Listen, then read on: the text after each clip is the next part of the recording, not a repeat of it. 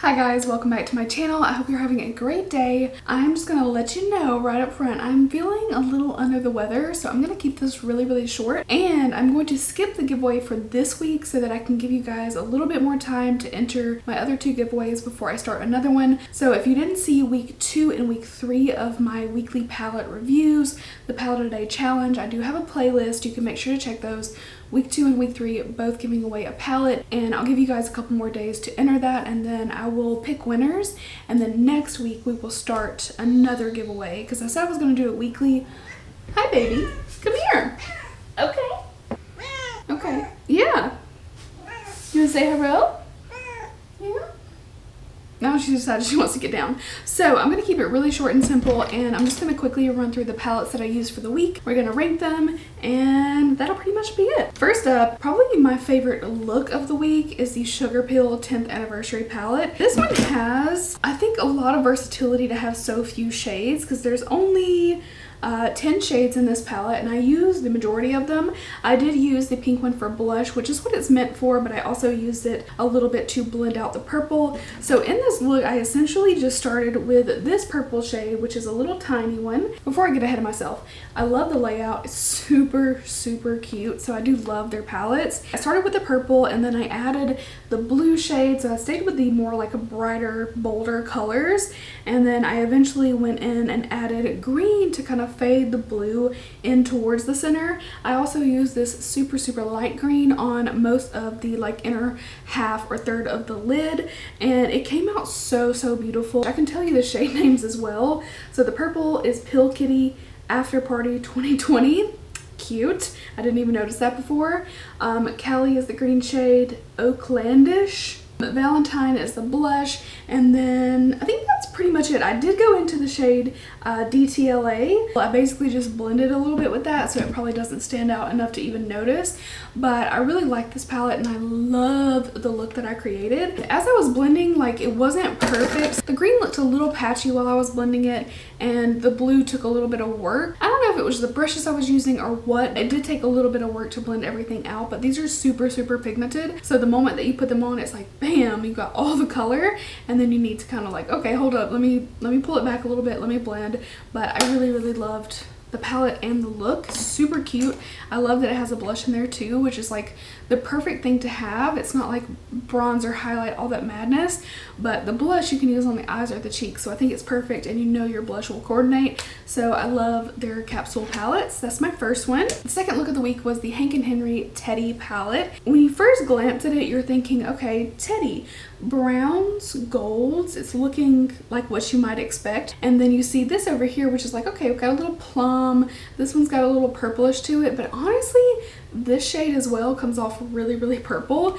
So I wound up with this super plum looking eye look, which I was expecting it to be more brown, but I'm not mad at it. I actually really like how it turned out. So I used Corazon. This is the more like obviously plum or purplish kind of shade. I used that one, and then I darkened everything up with the shade Teddy, which honestly I would kind of like it if it was a little bit more brown, because I feel like you don't need all that like plum-ish kind of color.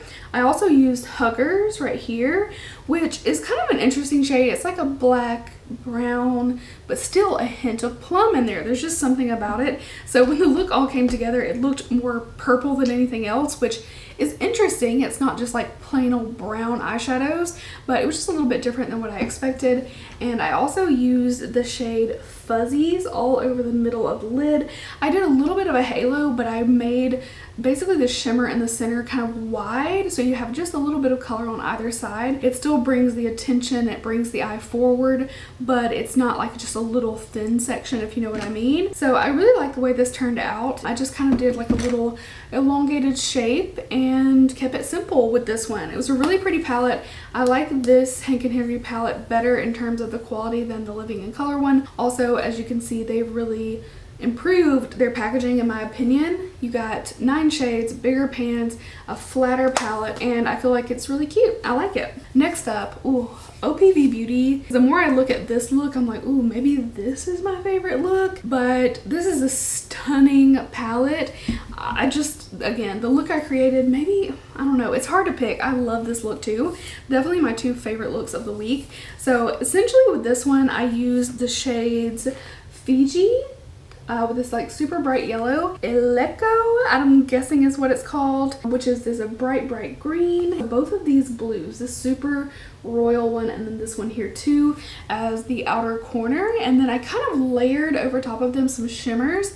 So from like the lash line, like midway up my eyeshadow, I used the shimmers on top, and I used Bali over the bright yellow, Maui over the green, and then I used the shade Bora Bora over the darker blue that I created, and I just mirrored it along the lower lash line, so it just faded from this bright yellow to this deep kind of like royal blue. It's not quite navy, not quite that dark, but so pretty.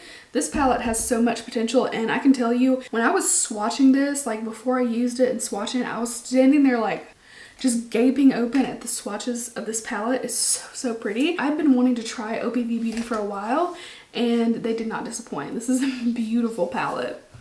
Next up, I use the Dominique Cosmetics Latte 2 palette. The only thing about this is every time I pick it up, I do like the same eye look. I don't know what it is, but I always go for this like mint color in my inner corner. It just, for some reason, it sounds good to me every time I look at this palette. So essentially with this one, I used coffee beans, which is a little bit more true like dark brown. So I used that in my outer corner. I did use a little bit of Cafe con Leche to blend that out. And then I used the shade Frappe all over the inner half of the lid, and then of course Matcha in the inner corner. Now I like the way the look turned out, I'm not complaining, but it's just something about it. I always do like the same look with this.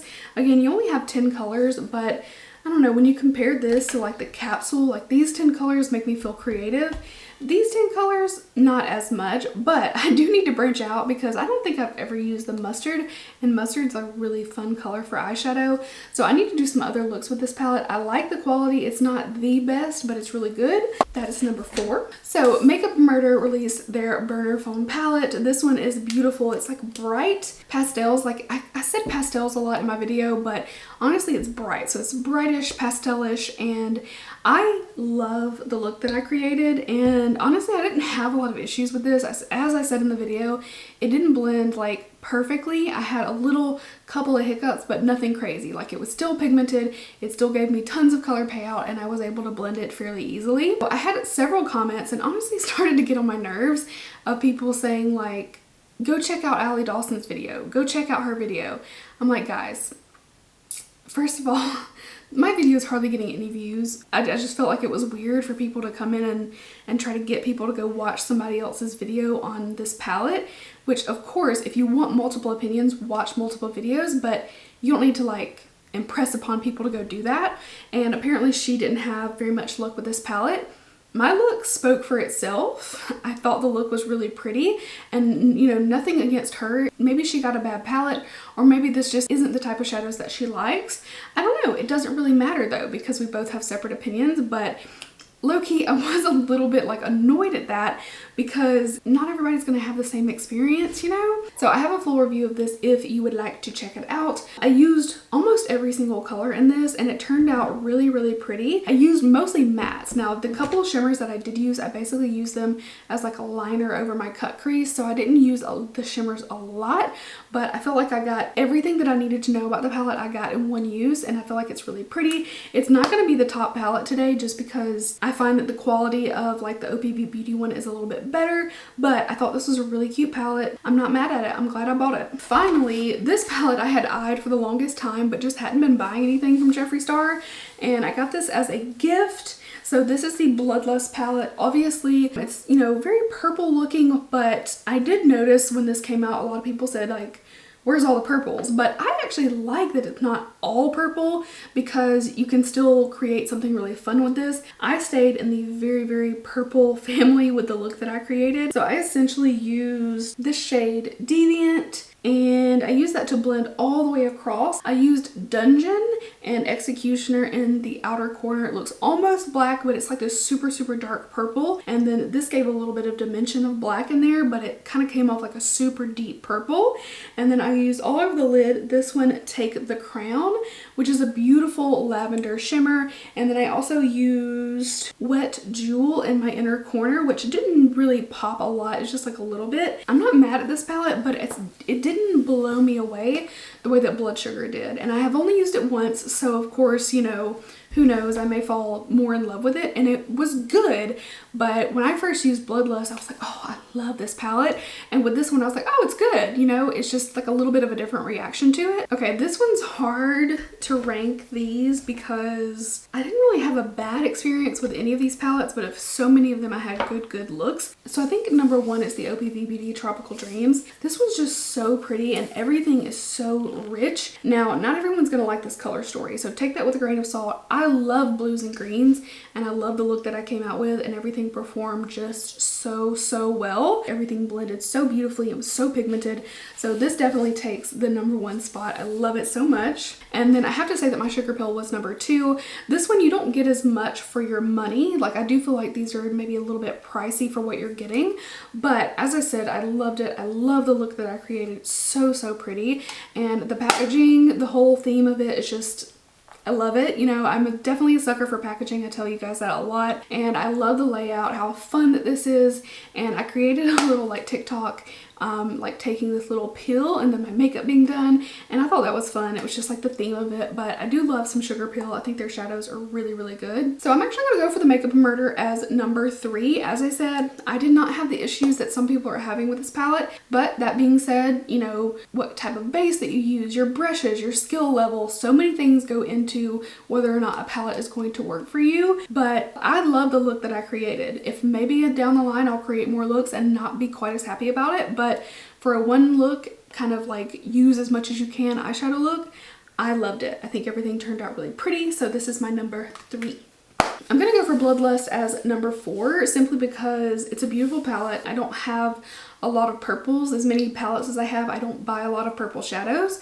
But that being said, it really inspired me to create this like lavender, dark, dreamy kind of look, and I did really enjoy it. It's a little bit bulky in the packaging, but obviously you know, it's the experience of using this.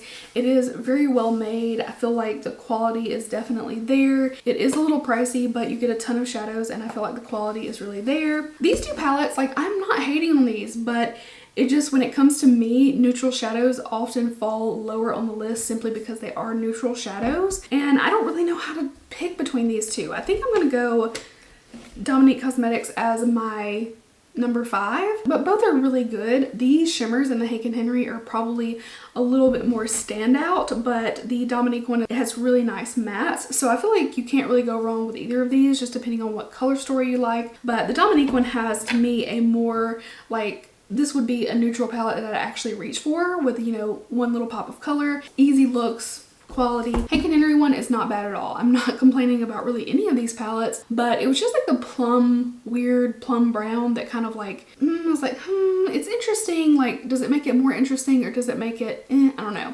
But I'm not going to declutter one this week. I actually really liked all these palettes. There's not one that I'm looking at to be like, oh, I need to get rid of one. That is that. That's number six. And those are all my palettes and looks for the week. I hope you guys enjoyed it. Be sure to go watch watch all 3 weeks if you've missed any, 1, 2, and 3, but 2 and 3 are the ones that have the giveaways. And then next week we'll pop in a new giveaway. So at any rate, I hope you guys enjoyed seeing all of this. Thank you so much for watching, and I will see you in the next one. Bye guys.